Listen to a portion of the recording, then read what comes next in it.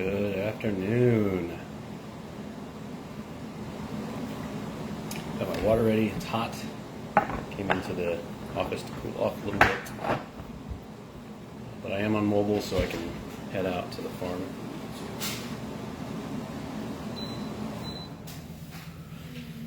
All right.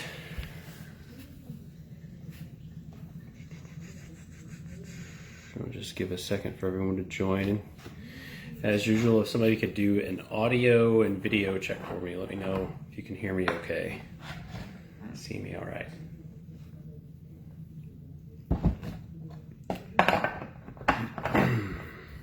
We'll let folks start joining. Good morning, Sue. Afternoon here, morning for you, evening for others, middle of the night maybe for some folks. That's all right, it'll be recorded and available, just like the others. Sue, can you hear me okay? Perfect, okay, thank you. We were overlapping each other there. Let's see. I don't know if I'll need the computer, but I'll get it going. Joanna, good to see you. How's the farm doing?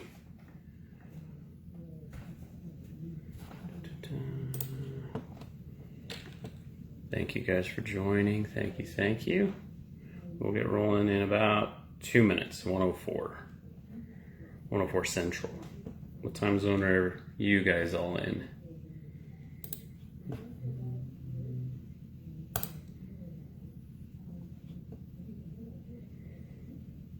Wally, Supreme Gecko, finally a name for the supremeness. Glad to see you. All right. I'm just trying to multitask here for a couple minutes while we let folks join. Get past any technical issues.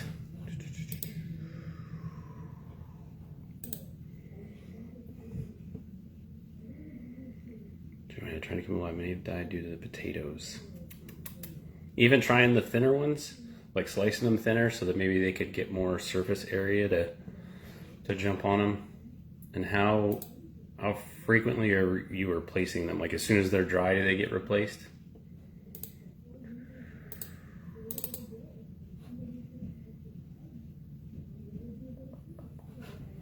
I know, I'm in the wrong spot here. One more minute, guys.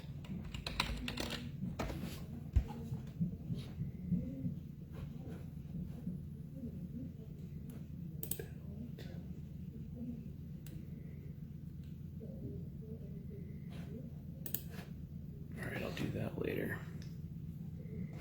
The website's having some issues. Okay.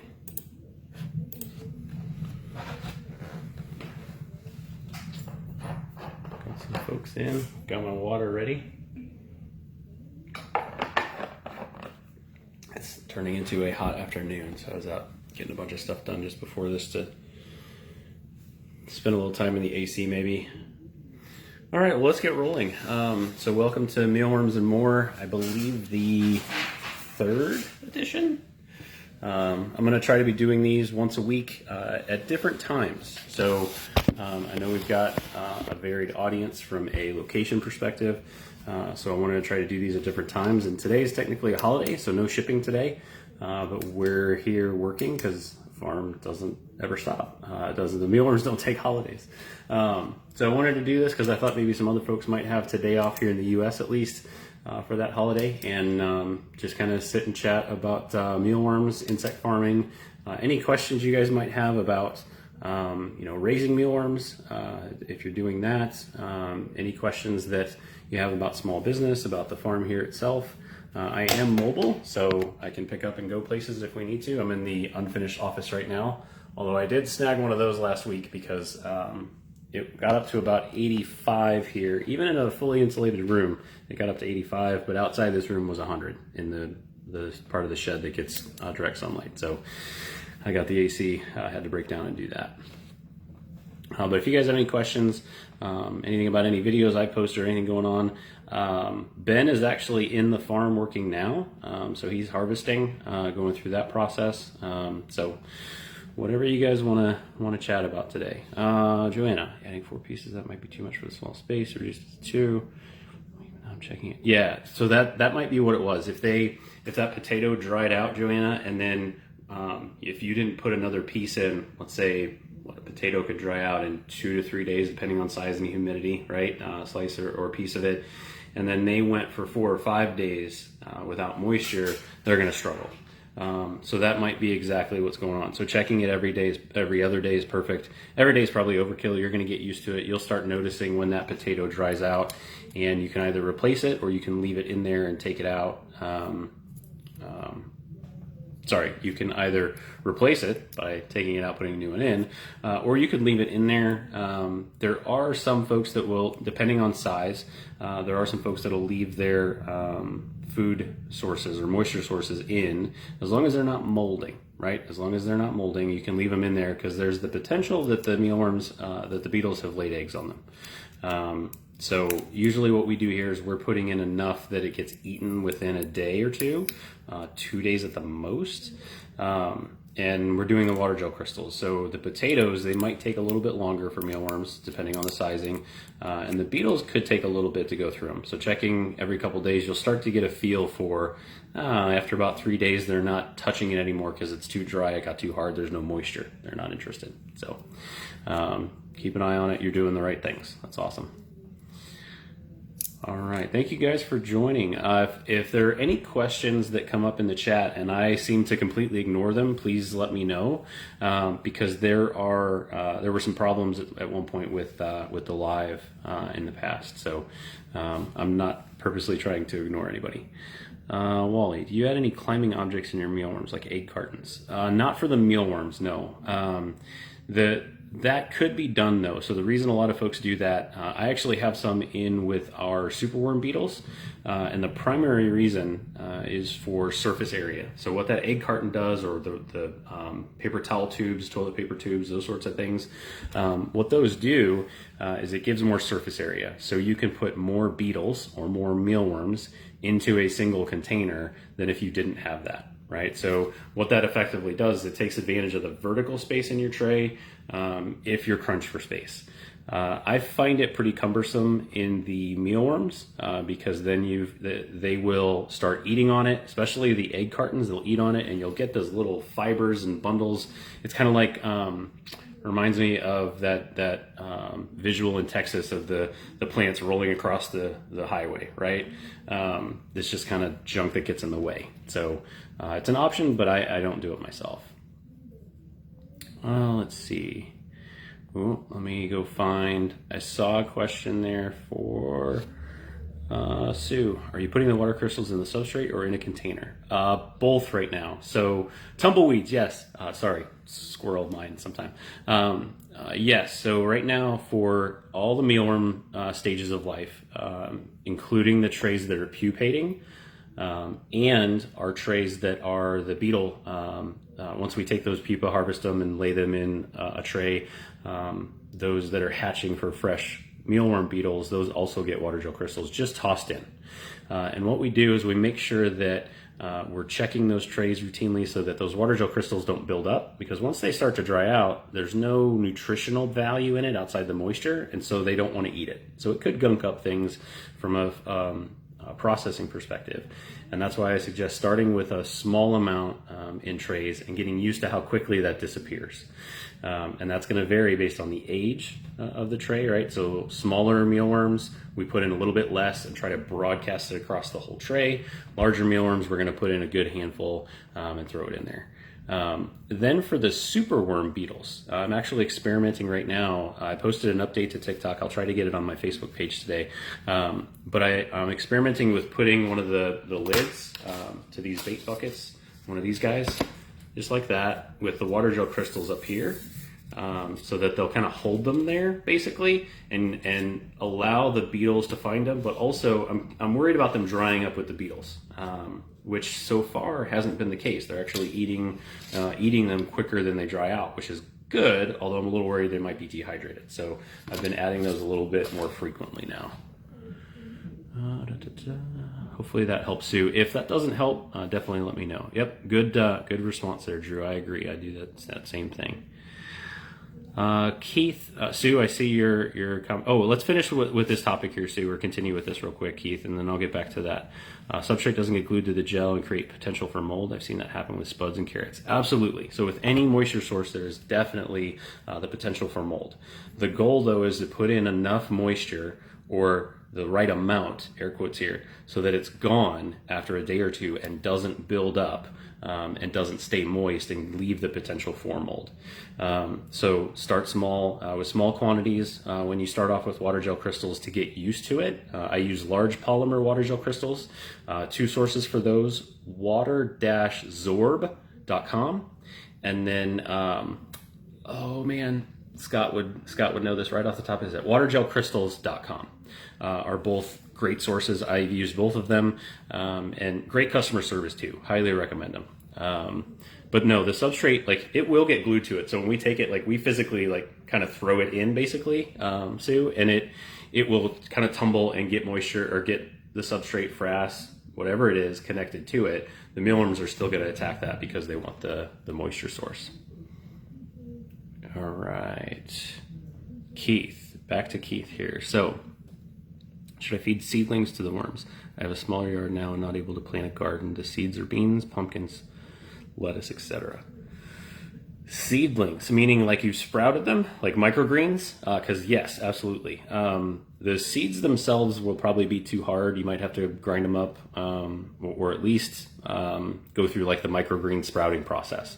But definitely, they'll eat greens from anything. So I posted this morning on Midwest Mealworms LLC page. I don't know if I posted it to the farming co-op group or not, but I'm doing a test right now with lettuce. So my neighbor runs an organic farm, and they brought over a bunch of lettuce, cabbage probably, that just isn't going to be able to sell at the market. So they harvested and they had that left. Unfortunately, it had a bunch of bug holes in it and wasn't visually pretty, right? So they brought that over. It has bugs all over it though. It's an organic farm over there. So I don't want to introduce bugs here. So I put it in the freezer, took it out of the freezer this morning, cut it up and fed it. And it's being devoured. It may be gone by now already. So I posted a follow-up video too about an hour later, absolutely devouring it. So any sort of greens, they'll eat. They do have some, we tried ragweed last week, I think, and they were not real hip to that. But it might be just a nutrient perspective, right? They might have gotten enough greens nutrition, and they just weren't into the ragweed at that point in time. So it's worth a shot. I would start with a small sample of whatever you're willing to lose, right? So if your seedlings, for whatever reason, get a chemical or a pesticide, even if you haven't treated it, maybe where they came from did, start with a small sample of, like a mealworm quantity you're willing to lose in case they die. Let them eat for a few days. If they're fine, if they look fine visually, they look the same as the rest of the colony, you're good to go. Great question, Keith. All right. And again, just to level set for folks that might have joined after the intro, we're here today just talking about mealworms. I'm Justin Meyer. I totally forgot to introduce myself. My name is Justin Meyer. I run Midwest Mealworms in Ashland, Missouri. I'm one of the admins for the Mealworm Farming Co-op group. I started doing these events about once a week. And this is an opportunity we had today in the U.S. It's a holiday, so I can't ship today, which is Monday's my normal ship date, but I thought it would be a good time to squeeze in a Monday here and chat about mealworms. Phyllis, thank you for waiting patiently for me as I jabbered on about seedlings with Keith there. I'm having trouble keeping my pupa from dying. Brunswick, Georgia, I think. We have a lot of folks from other countries in the co-op group, so I hesitate there because if that's not Brunswick, Georgia, it might be somewhere that it could be a Canadian province. I struggle. And it's 90 degrees plus every day. I keep my little farm inside the house, keep them separate from everything. I do not keep anything in them except a wet paper towel, not touching the pupa. So you're doing the right things. The wet paper towel is actually one of the things that a lot of folks need to try and attempt. Let me read that again. Inside the house, keep them separate. So in your setup, do you have lids, or is your system such that like when you close the drawer, it's sealed, or at least sealed in the sense that it's not 100% open on the top. If you put the paper towel in and it's open on the top, all that moisture is going to go off into the air, right? So if you don't have a lid, you might want to think about getting a lid and keeping that wet paper towel in there. Or if it's a drawer system, close that drawer all the way. And check on it a couple times a day at first, just to make sure that it's not molding and that it's not too wet, right? Like a lightly misted paper towel. The other thing that you can play with is you want to make sure they're hydrated well before they pupate. So, hey Kayla, thanks for jumping on. So you want to make sure that the mealworms that you are wanting to pupate. So we actually have designated bins here in the farm that are for pupation, and so we make sure that we give them hydration very frequently. And if there's any like leftover water gel crystals or a little bit left that I need to use before I make another batch, I'll head there first to make sure that those mealworms that are in that process of getting ready to pupate are really well hydrated. So it could be that the mealworm trays that you're harvesting the pupa from, it could be that they're just a little dehydrated. And one of the things that causes pupation is stress. And so if they're dehydrated, they might be a little stressed. So it might be good if you could throw out in the comments what your feeding or moisture feeding schedule is for your mealworms, and whether or not you've got separate bins. That would be helpful. Throw some context out for us, and we can do some more. All right. Welcome to the party, guys. We're going to be here for another 117. Oh, man. The Monday math is hard. 43 minutes. And I might have a little extra time if we really get rolling. But if you guys have any questions, hey. Also, the amount of pupa are jostled and shaken when separating will affect pupation. Absolutely. Yeah, if they get rocked the wrong way, especially the really fresh ones, right? Because after they've just transitioned, they're that bright white, just like a mealworm. When a mealworm goes through what's the technical term for that, Kai? It's not molting, but there's a instar. When it does one of its instars, it's that bright white color, and then they'll get darker. Pupa are the same way. After that mealworm turns into that pupa, yeah, I knew you know the answer to that one. After that pupa transitions, it's bright white, and it's not hard. Its exoskeleton is soft. So when we go through the sifting process here, we always see stuff that's dead as a result of just unfortunately being squished because they're fresh and brand new. But that's just kind of part of the farming process here. If you're doing that individually, like on a smaller farm, you may want to look at your tray before you sift it or before you go through your process to see if there's any brand spanking new white ones, and very gently pull those out. There may not be a ton, just depends, but otherwise it could increase the potential die-off there. Good catch, Kai. And I think I'm saying that right, Kai. If I'm not, please let me know. All right.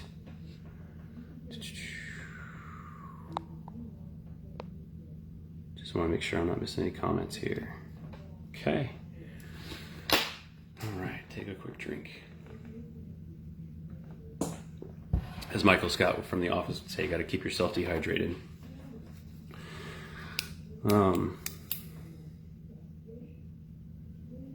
Yeah, we we're gonna have a kind of an off week now because of the Monday holiday, but we needed to harvest today. We've got a bunch of that we need to get done, and then a lot of cleanup work here in the farm. So we're nice and busy.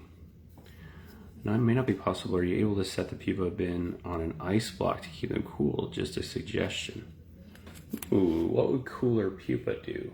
I know that when I've put mine, at one point I tested putting them in the fridge, because if you put mealworms in the fridge, the larva form, it slows them down, right? So they'll delay pupation. It's one of the ways that, like, after we harvest, if we're not, like today, we're going to ship out tomorrow. We're harvesting today.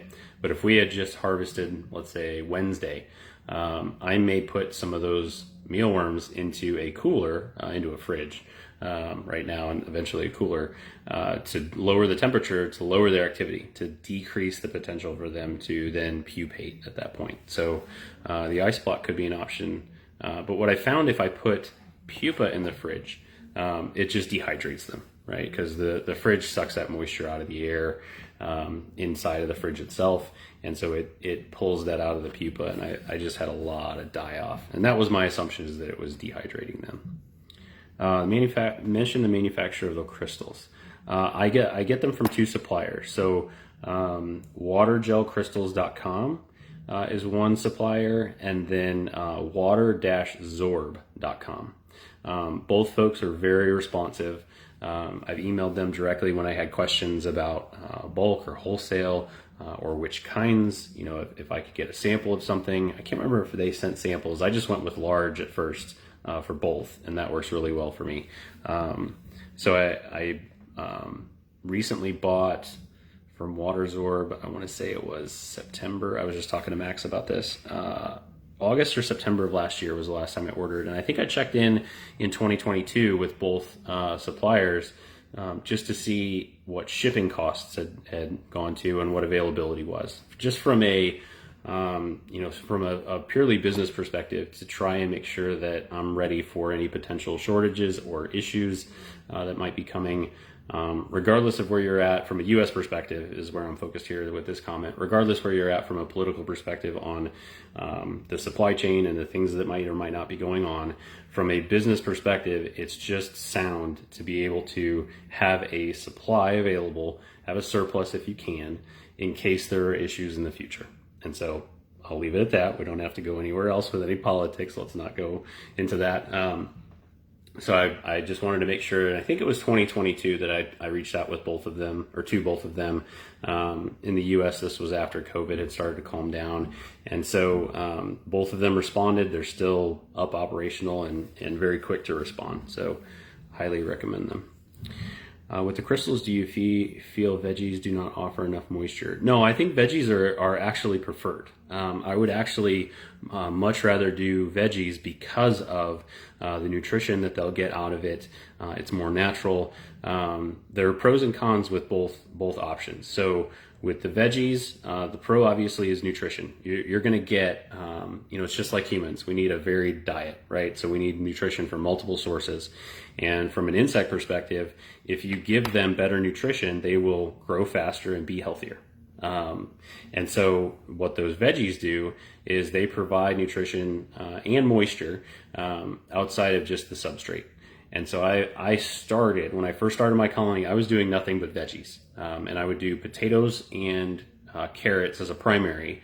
And then I would use food scraps from our kitchen. So if we, cut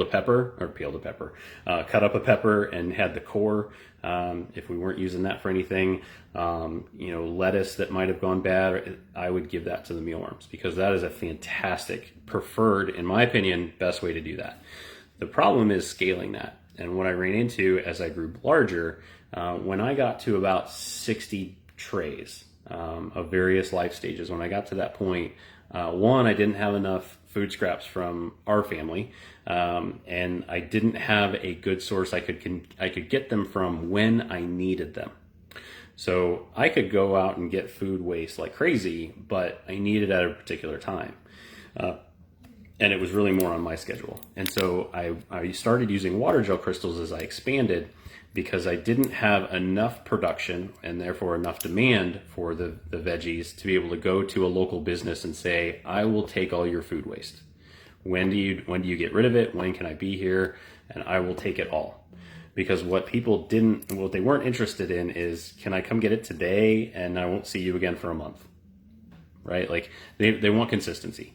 And so now that I'm larger, let me finish out the pro there though, and con a little bit for that scenario. That's where the water gel crystals really came in handy for me.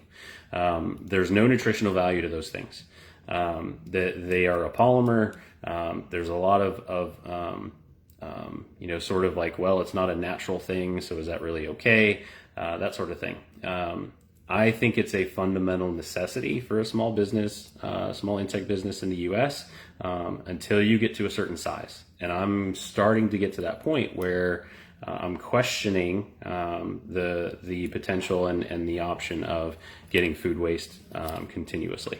So I use the water gel crystals, and I would supplement when possible, right? So if you've got, let's say, you suddenly come into some cabbage, use it, right? Instead of feeding your water drill crystals, feed the cabbage. Again, kind of test it, make sure you're okay with it before you do that. But there's no reason that they can't be used interchangeably. And now what I'm finding as I get larger here, like the cabbage that's coming from next door, we're actually using more now. We have the ability to use more than they produce. And so if you get to that point and you can pull in food waste from an external source consistently, you're going to take that risk of pulling in things that might harm the insects, but there's a low probability. And so that might be a good time then to start utilizing the veggie perspective. So what I'm testing today, actually took some of the cabbage from my neighbor here, and I put that in the deep freeze for a day. Or it was in there for 2 days. I came over, today's Monday, I came over Saturday and did that. And put those guys in there to deep freeze. And then this morning I chopped it up and put it in there, and it was gone. I mean, it's probably gone right now. So after an hour, I posted an update. It's absolutely crazy how quickly they ate it. So that's the other thing, is now that I've got some space here, I might look into freezing it, getting another freezer. I have one for the brand that I always put everything in for at least 2 days, 48 hours. And so I'm thinking now about what's the potential for another one to handle just the moisture sources like the cabbage and carrots and potatoes. So my thought is to kind of process it up at first, like chop it, cut it up into pieces, things like that, and then toss it in the deep freeze, and then pull it out and throw it in. So we shall see. Awesome questions, Wally. The Supreme Gecko. Awesome questions. All right, I'm seeing some new faces there. If anybody has any questions that they want to chat through, please let me know. And again, I am mobile, so we can get up and go places if we need to. If you have any questions about stuff you've seen in any of the videos I posted, any of the farm stuff there, you bet, Wally. My pleasure. This is fun. I used to do consulting in my corporate job that I resigned from about 8 months ago, 6 or 8 months ago. And I find that I miss that aspect. I miss the consulting. I miss the challenge of kind of solving some problems in different contexts, different scenarios, different end goals, right? And so I'm finding that for me personally, like, some of this is pretty selfish because I enjoy the heck out of this, and it scratches that consulting itch of helping and figuring out problems. So some of it is purely for me here. I have 2 bins with larvae. Oh, Sue replied. I'm sorry, Sue, I didn't see this comment. All right, so let me see if I can see that. All right, so I have 2 bins with larvae that are only about ½ inch, but have begun pupating already. Oh, the rub is that I'm getting a bunch that are tiny. Is that something to be concerned about? Past the twice that size. Yeah, what did Kai say here? Oh, you replied to yourself. Okay. Sorry, Kai, I thought I saw your image there. It was probably from the scrolling. Interesting. Any change in diet or environment? There is a lesser mealworm that's a different species. I wonder if that got mixed in. Tiny mealworms that are pupating.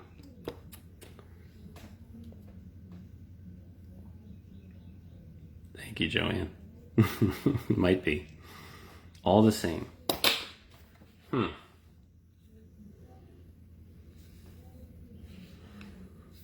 Thank you, Kai. Thanks for coming.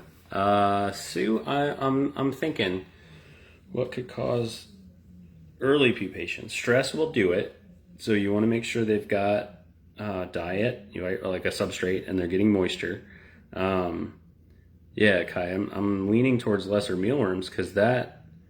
What did the beetles look like? So have you taken those smaller pupa and like sequestered them in a container, something with a lid on it, because it might be a type of larva that when the beetle comes out, the beetle can fly in the right temperature. So I wonder if it's a lesser mealworm and they've just started, you know, sort of like not taking over, but becoming more noticeable because there's more of them. Originals were from 2 different sources, so I think inbreeding should not be an issue. Yeah, inbreeding, as long as you ordered mealworms, right? And it was the Tenebrio molitor, the lesser mealworm. There are some places that sell the lesser mealworms. I'm going to adjust this so I can get to my keyboard. Not trying to get up in anybody's grill there. Lesser mealworm. Hopefully this doesn't mess up the video here. Lesser mealworm. Alphatobius diapernus. I have not said that very often. But those guys are, and they look almost identical to standard mealworms. Yeah, inbreeding shouldn't be an issue. Like, you're not going to have lesser mealworms. Hopefully the audio is still working. I think my headphones just died. You're not going to have lesser mealworms reproducing with any other species, as far as I know. Phyllis, we cannot see your answers. There's something a little goofy with the way comments come in on these lives. So I can't see any of the answers from Phyllis. If anybody else can see them, I'm gonna try and pull up the live here on my computer to see if I can see some of the comments there a little better.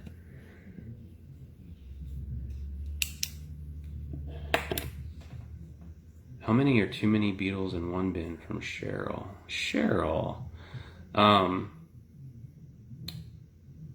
That's a... I'm trying to think of a good way to answer that. There are too many beetles in that bin if they are all over each other. One, all over each other and cannibalizing. So if you're starting to find a lot of dead beetles, far too many. And so I want to say we put 1,500 beetles in a 400 millimeter by 600 millimeter tray. And I got those trays from the Netherlands, so that's why they're in metric.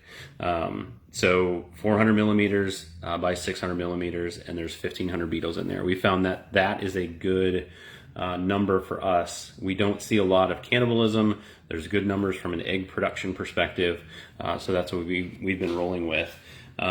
So extrapolate that. My internet is not working whenever I'm on this for some reason. I think because Ben is also listening to a podcast next door while he works.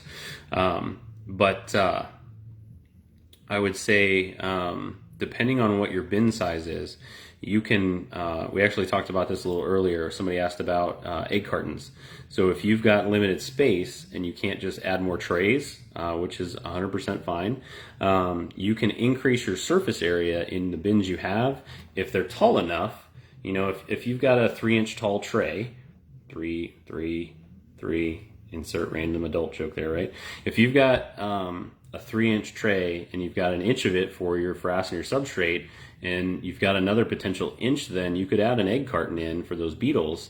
They'll crawl all over it. It's more surface area than for them to be around and not dense, not on top of each other. So that's one potential solution that you could look at.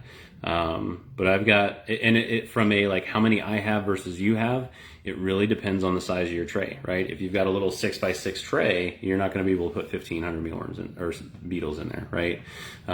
So extrapolate what the 400 millimeters by 600 millimeters is in comparison to your tray that I put 1,500 in. We probably need to get that figured out somewhere. I'm going to try to make a note to just get that as a potential post and throw it out there, especially in the files for the group of like how many beetles, and get some feedback from you guys too. I know Kai would probably know a lot there. We have some other folks in the community that can probably help us out to get us some answers. I know I've seen 7 to 12 per square inch. I don't know how accurate that is, but let me just write that down real quick. Phyllis, I do see your comment here about the shoebox. Give me just a second. Beetle density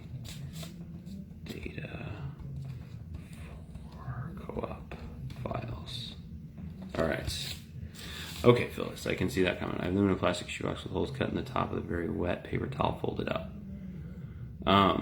Depending on how big those holes could just be letting all that moisture out. So you probably want to play that very tentative game. I'll get these goofy things off my head. I just saw myself.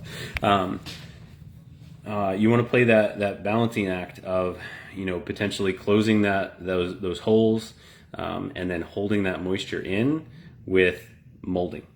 So with molding inside there if that paper towel is too wet. So whenever I say mist it, like very lightly mist that thing. Don't get it sopping wet. Don't get it so that it drips. Just get it so it's moist, and then kind of crunch it up a little bit, crunch it, and then put it in your shoebox there. That should work out really well for you. The bin, I'll assume, is 12 by 22 in size. All right, if I can get millimeters to inches, yeah, that's what I want. We'll just do some math real quick. We've got some time. If anybody else has any questions, please feel free to throw them out here. I have a sneaking suspicion I did this same math on one of the earlier bin lives. 16 inches by 24 inches. So my bins are 16 by 24, roughly. So that's going to be 16 by 24, 384 square inches. You are at, I can't leave my hat off. I keep seeing my yucky hair, so maybe I'll do this. 12 by 22, 264. So if I've got 1,500 and 384, and you've got 1,500 and 384, and you've got 264, we're going to use some high school math here and see if I can get it right. 1,500 times 264 divided by 384. 1,031.25. So don't go quartering up your beetles. Let's just say 1,000. So what you want to do is have 1,000 beetles would be my recommendation for that. And what I would suggest you do to get that count, it's the same thing we do here. So your beetles, beetle sizes, larva sizes, pupa sizes, they're all going to vary. And so what we do here is we ship by weight for the mealworms, and I also ship by weight for the beetles that I sell and ship out. So we will routinely, at least once a month, actually do a manual count. We'll count 50 or 100. It's been a while since I did it myself. So we'll count, I want to say it's 50. Either way, you count a certain amount. 50 is enough that, like, I think 25 is too small, because if you just happen to get a bunch of smalls or something like that, I think 50 is a good average number. So get 50, weigh them, document the weight, do that 10 more times with 50 other mealworms, right? So count 50, get to 50 separate, 50 and get your average for both mealworms and larvae, or mealworms and beetles. So for your beetles, it's just a matter of physically counting those out sometimes, getting what your weights are, and then you just rinse and repeat, right? So depending on how many bins you're making, you're gonna weigh out whatever 1,000 beetles is for you, and it's much easier than having to try to count or eyeball it. Eyeballing it, even for me, it's impossible. I'll look at a tray and I couldn't tell you how many are in there, and a lot of it is related to the fact that they'll go down into that substrate, right? So even in a bin that's just mealworms, I still struggle with how many's in there, because of the depth potentially that the mealworms could be in. So I see a lot of folks out there. Thank you guys for joining. I really appreciate you coming in, listening to me jabber about mealworms. Supposedly, so this is, from a Facebook Live perspective, this is a classroom option. So supposedly there's a way for folks to, if you'd like to, come up on video. If you want to do that, please let me know. No pressure. You don't have to do that. But if you'd like to, we can chat back and forth. That'd be fine. Marjorie, How long do you keep your beetles, and how do you sift out the dead ones? Two really good questions. Hey, thank you, Tim. Good to see you here. Marjorie. So two really good questions. I'll tackle them both. How long do you keep your beetles? We keep our beetles for 2 months, and then we cull them. And by cull them, I mean they're going to die. So right now what we're doing is Ben is actually taking all the beetles and feeding them to his chickens. They're still a good nutrient source. They're still an insect. They still have all those, macro, micronutrients inside of them. And so Ben takes those and feeds them to his flock. There's nothing wrong with them, even the dead ones, right? So he'll take all those. After 2 months, we will cull that entire bin. And so that whole bin will sift out the substrate. The beetles then go into a pile, basically, and then he takes those and feeds them to the chickens. Second question, how do you sift out the dead ones? We don't. What I found is that the reason we go with 1,500 in a bin is that after 2 months, you're going to have some die-off naturally, and they're going to be there. But as long as there's not a completely dense, very dense population of them, and you have a lot of death in there, beetles will smell, right? Dead beetles can smell, but they don't smell enough for me to have to, hey, Velazar, thanks for joining. Sorry, again, squirrel, I see it, yeah. So we found that the smell is not enough for us to want to go and have to pull out those dead ones. So we actually don't pull the dead ones at all. After 2 months, the alive and the dead that are in there get pulled and go.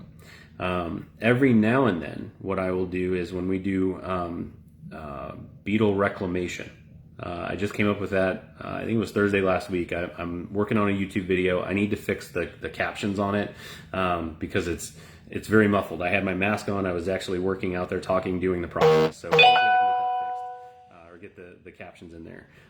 But beetle reclamation, we've got bins where the pupa are done and there's just beetles in there. They're not bad. They've just pupated, and they haven't been on the paper towel whenever we pulled out the beetles that had hatched. So I might get some of those and go and freshen up a bin, right? So some of the older bins I may go and toss in some beetles just to compensate for the dead ones that are in there. But I don't remove those dead beetles. However, from a smaller perspective, when I first started, I was taking the dead stuff out because if you've got it in a closet or somewhere in your basement or in an office or whatever, you don't want that smell, right? And so one of the ways to do that with beetles that has been effective and really it feels like you're going to waste time. Honestly, it does. But when you start doing it, it's actually much quicker than you think.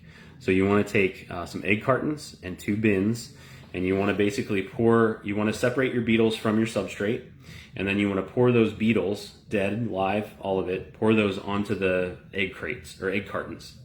And then just wait a minute. Let the live ones start connecting, attaching, and then take it and flip it over in the bin. So the dead stuff and some of the live ones are going to fall off, and then take that egg carton now that's going to be laden with beetles and just shake it off into another bin.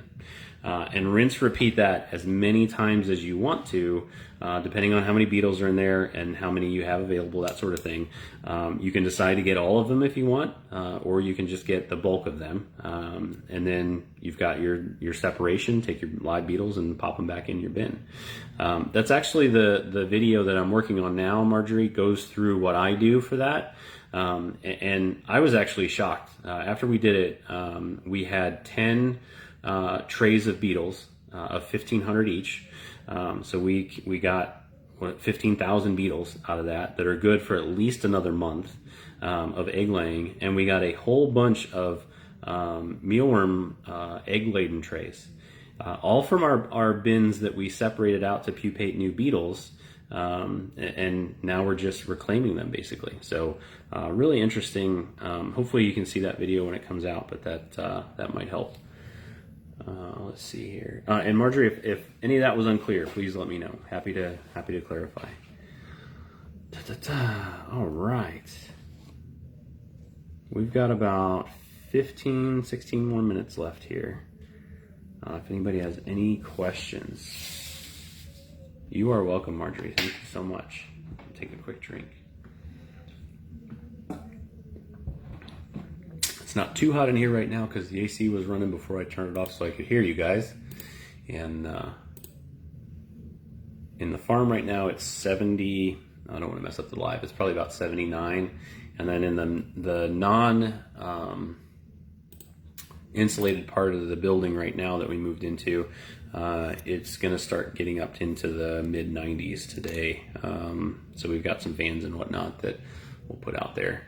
It's going to be some good motivation this summer for me personally to get the funds together by producing as much as we can and selling as much as we can, to get the revenue then to insulate the whole building, because it's going to get cold in the winter and it's going to get hot here pretty soon. So that's just one of the things that I decided to deal with from a financial perspective. I'd rather not get too lean on that and have a problem come up in the new building. So the insulation of that non-insect area isn't a priority right now as we try to get some of the things like freezers and tools and different things we need for the building. One more quick notification again about the comments on the live. If you've commented or asked a question and I haven't acknowledged it, please let me know, message me, or comment again. Sometimes Facebook Live is not showing me those comments, so I'm not actively ignoring anyone.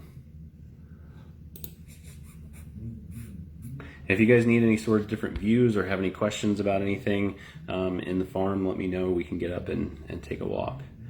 Marjorie, how often do you sift for eggs in your beetle trays? I'm currently sifting out the beetles and then adding the substrate back to the tray to let the eggs and mealworms grow. Perfect.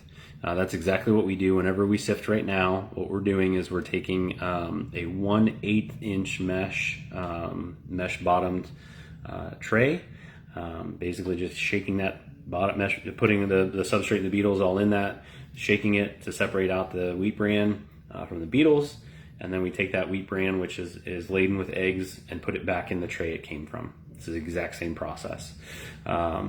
What we're going to do in the future is I'm working on a concept with basically a tray inside of the tray, to where the beetles are contained. There's mesh on the bottom. You just, when you swap that tray, you just pick that tray up out of it, put it in some fresh bran.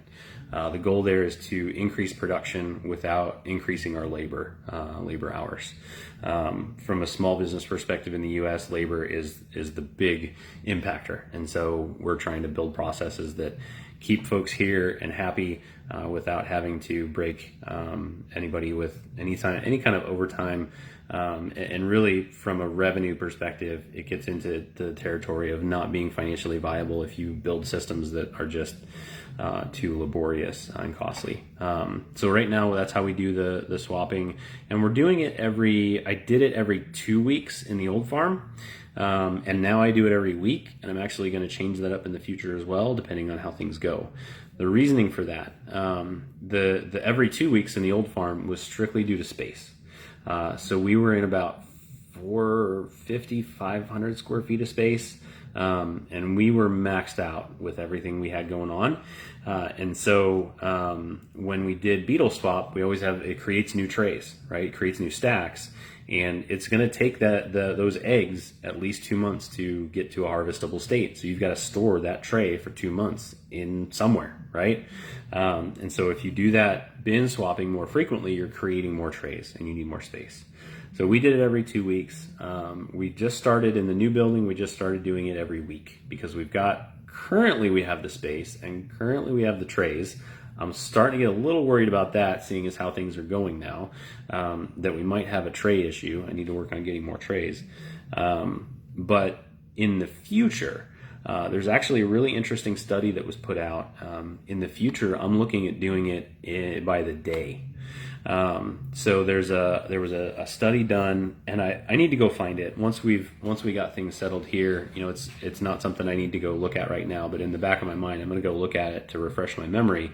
But there was a study done that showed that the egg laying of the beetle is super heavy at the beginning of their life, egg laying life, right? Like after 5 or 6 days. Once they hatch, they're totally black. They're ready to start mating and laying. The female, the eggs will get laid really heavy at the beginning and then just start dropping off, and then boom, it's like a cliff after 2 months. Most of their eggs are in the first 2 months, 95% or something. But what's interesting is the graph for that. In the beginning, they're laying in a week. In their first week of egg laying, they're laying a ton of eggs compared to their last week of egg laying at the end of those 2 months. And so you're going to have a huge differential between, even within a week, a huge differential in the size and quantity, really because of the quantity of the mealworms in that tray. And so to get more consistent, which is really important in a system, a larger system like ours here, to be more consistent with the quantity of mealworms that are there, so that when we see a stack, we can give that stack the same amount of water gel crystals, every single one, without having to think about it, right? Technically, we're not really doing that now because the trays are different, right? So a tray that's got older beetles is not going to have as many mealworms in there and is not going to need as many water gel crystals or as many food moisture sources. So we're going to go to a process in the future that could be like every 2 days for a couple of weeks, and then every 3 days, and then every 4 days, and start tapering off. I don't yet know how I'm going to operationalize that. We're going to have to label things and have things a lot more smoother from an identification perspective for those trays. But that's getting super technical, right? And that's getting, for a farm this size, that's where things are headed. But I think, like what I did before in that previous building, every week, you're just trying to maximize where you're at and what your needs are. If you're finding that you're doing it every 2 weeks and it's working for you, you're getting the production you need, your mealworm colony is healthy, and you're able to either utilize, like use for your chickens or reptiles or whatever, or sell, whatever your goals are. If you're able to do that and also keep 15 to 20% back for your colony to continue your size, do it every 2 weeks. Do it once a month. Some folks I know put all of it into one bin and all stages of life because they're just raising it for one gecko. So there's definitely a line where efficiency versus achieving your goal. And if you're hitting your goal, kind of stay where you're at. But in the sense of especially when you change, right? So anytime you either increase your population, or maybe if you decrease it, your processes and your things are going to change a little bit. So we'll see. Ben and I were talking earlier today about the next beetle swap. We're going to do it this week for sure, and then we're going to kind of see how processing goes and how things are growing and moving along. Will you be sharing where you're going to get those new trays? I've been getting mine from Web Restaurant, but it's crazy expensive. Yes, so that's where I got the dough proofing trays, the white trays. That's where I got mine from, was webrestaurantstore.com.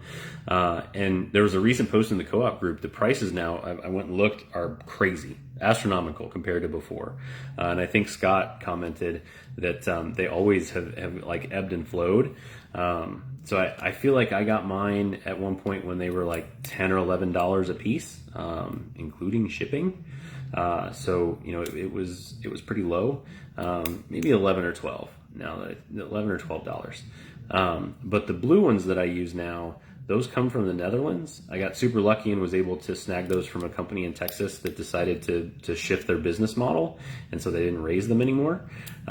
So I was able to get Beacon Camp, Beekenkamp, I believe, from the Netherlands. That's where they're from. But I was able to get their mealworm rearing trays, and those are fantastic. Those are the ones I need to get more of, because it drastically increased our production and our capacity by using those trays over the white dough proofing trays.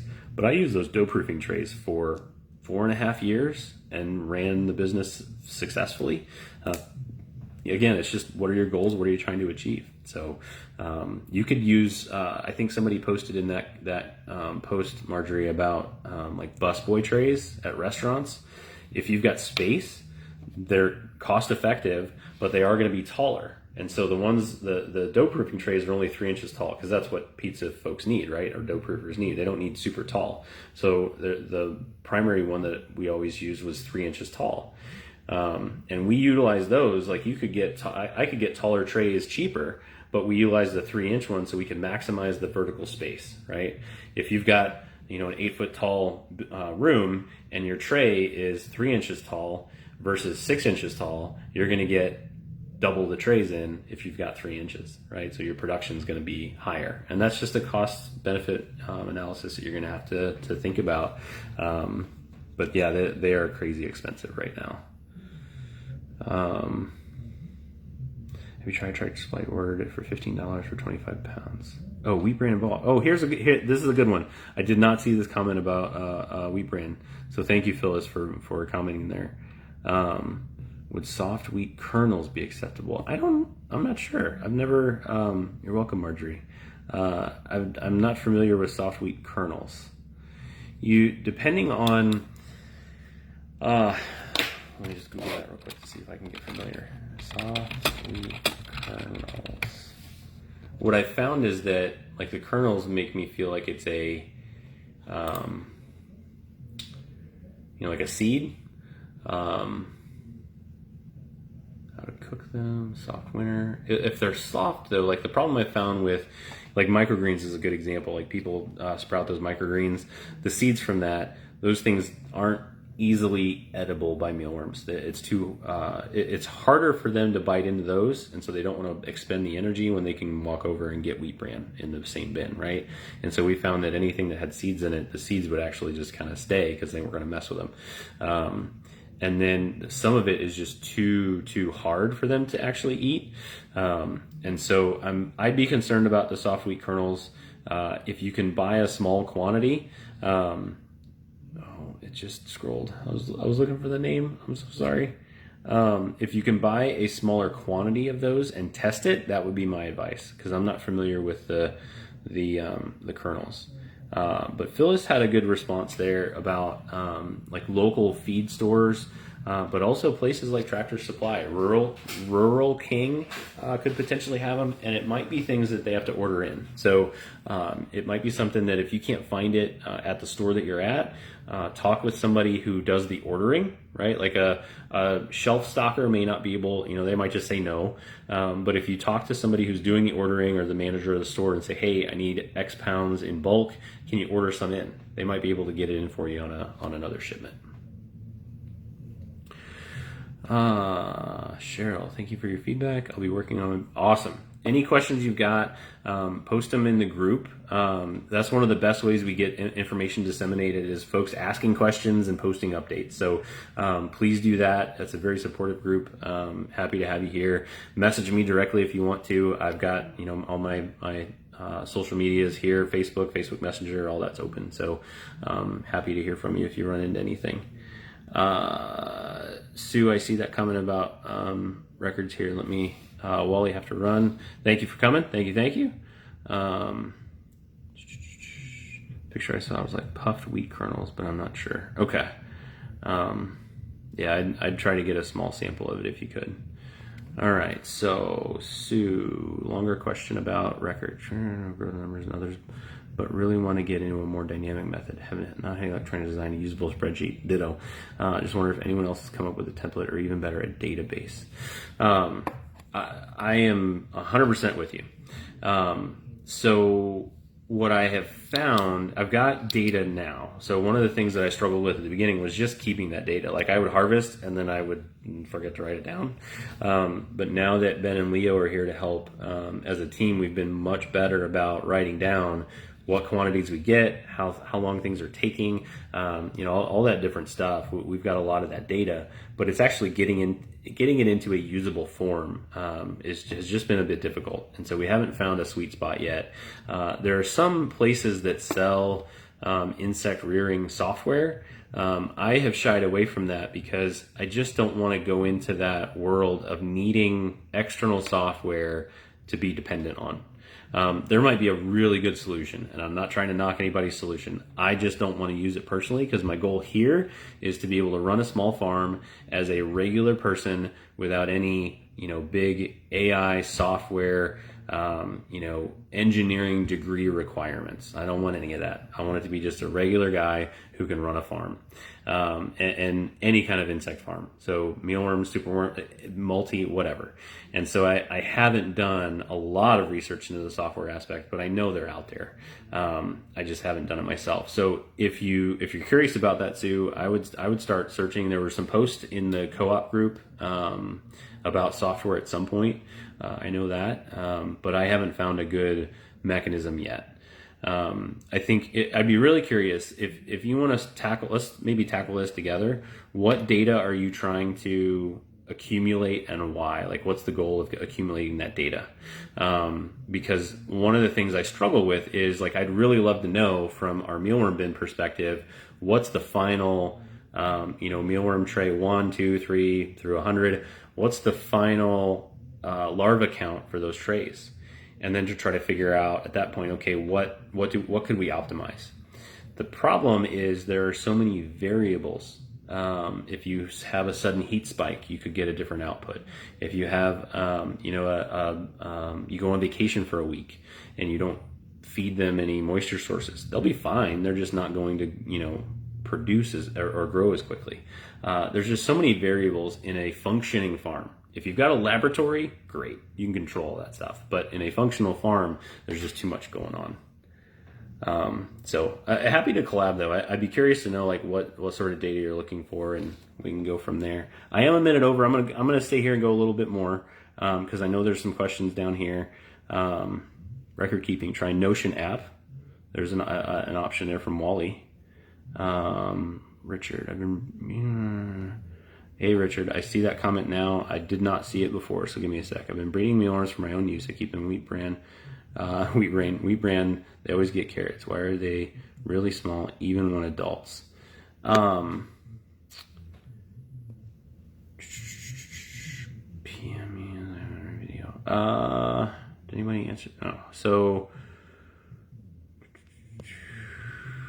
let me read that again. Why are they really small even when adults?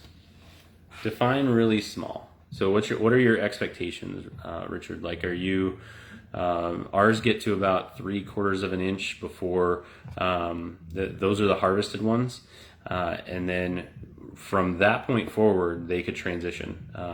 They might even transition before then if they're stressed, but 3/4 of an inch is what I found from a natural perspective works well. If you're looking for anything larger, there might be some potential chemical options, but there's also I feel like somebody mentioned like massive heat could be good for them. I've never tested that myself, but that could be an option to get bigger ones. I saw the commercial software was way too overkill for any plus or date. Yeah. I'll send you a copy of the paper form I'm using. It's really basically this point trying to track changes in the effects. Cool. Yeah, let's do that. Like the other thing I'm thinking is if we could somehow combine data from like I use sensor push, and so I have all of my temperature and humidity data to be able to then match to some sort of timeline, right? Like that would be interesting to see how that could potentially impact things. But you'd have to all correlate it and all that fun stuff. Richard, they're about 1/2 inch and the size of lead in a quick pencil. That's okay. Okay, so 1/2 inch. Let me go back and look at the comment here real quick, Richard. Why are they really small even when adults? So are you? Hey Blake, we're a little bit over, but we're still going good. They're 1/2 inch in the size of a pencil. How dense are they, Richard?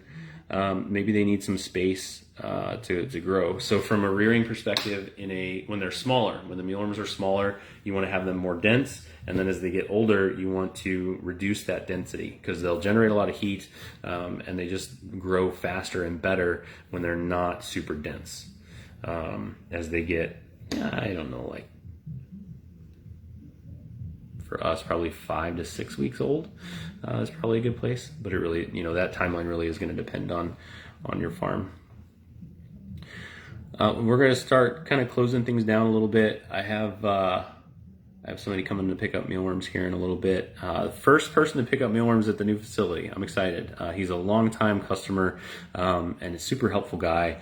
He raises geckos, and so I'm kind of nervous, but also really excited. Our first person coming to the farm to pick up. So about 200 worms in the toilet. That should be plenty of space, Richard. So I would make sure that may be too much space. If they're that small, maybe reduce that. Like if you can put either more worms in there or put them in a smaller container. To try that and reduce the amount of bran. Like don't pour your entire bran, frass, all that. Like reduce some of the bran, take the frass out, and put those 200 worms in a smaller bin. That might help them to start cranking out and getting bigger for you. Joe, I'm experiencing a lot of mine hitting nearly 1.5 inches at times. Sorry, I'm moving funny. It's hard to read that white text without my shirt or my head in the way. I'm experiencing a lot of mine hitting nearly 1.5 inches at times. A lot of temporary beetles. They're constantly slowing down, speeding up metabolism wise. That's interesting. 1.5 inches is huge for a mealworm. That's interesting. A lot of temp variables. Yeah, I feel like there's something to the heat aspect, or maybe just changing in general. I actually have a bin of mealworms out in the non-insulated part of the farm, where we do just a lot of general stuff. And the heat has been going up and down and up and down. I'm gonna watch them and see what happens there. Yeah, that's a great suggestion, Sue. Thank you for that. Richard, if you could get a picture of that posted out there with a quick synopsis of what you're seeing and what you're trying to achieve, that's a perfect recommendation, Sue. Thank you for that. Marjorie, don't apologize for asking questions. That's not allowed. None of that. I am excited for all the questions. That's what we're here for. It's the only way we're going to learn. Richard, I use shoebox size bins from Dollar Tree for my small test batches I want to track. That's a really good idea. Anything you're going to change in your farm, play within your farm, use a small amount of whatever it is, beetles, mealworms, pupa, with the acknowledgement and expectation going into it that they might all die. And that's going to be okay. Don't over leverage yourself. Don't take, if you've kept back 20% of your harvest to then pupate and keep your colony going, don't take 15% of that and go do an experiment, right? Don't put yourself in that position. Try to plan that so you can keep things stable. All right, awesome questions, guys. So this is going to be posted once Facebook does a quick processing of it. It'll be posted to the group, and we're going to do more of these. So different days, different times. If you guys have any questions from this, please feel free to reach out to me. Post it in the group, message me. Always open for that. And we'll keep doing these in the future. If you think of anything after this, and throw a question out there, I'll try to keep up with them on the video post. Could be easier to message me. Might give us some ideas for future stuff as well, where we do maybe a quick walk around in the building, or actually do one of the processes, things like that. So I think I also need to make sure the worms are well hydrated. I'll give the beetle strips of fleece, maybe lettuce, to lay their eggs on and have more. Oh, fleece for their eggs. Have more eggs than I could ever use. They love to bury their eggs in it. Yes. Okay, I was just wrapping up, but I do have to say, for that comment, Phyllis, I just started testing things with superworms and their beetles. Somebody a long time ago posted it in the co-op group where they put cardboard in, strips of cardboard that they had zip tied together in with their beetles, and the beetles loved it because it was like a little hidey hole to put the eggs in, right?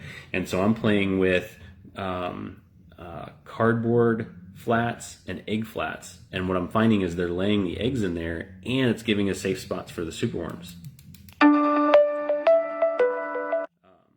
All right, tossing ideas and information around really helps. Yes, it does. Thank you very much, Sue. All right, folks, well, we're going to close things out, get things wrapped up. I need to get some work done. Had a great time today. Hopefully you guys found some good value in this. If you have any questions, anything you need, reach out to me. I'll be here. And have a great Monday afternoon. Thanks all.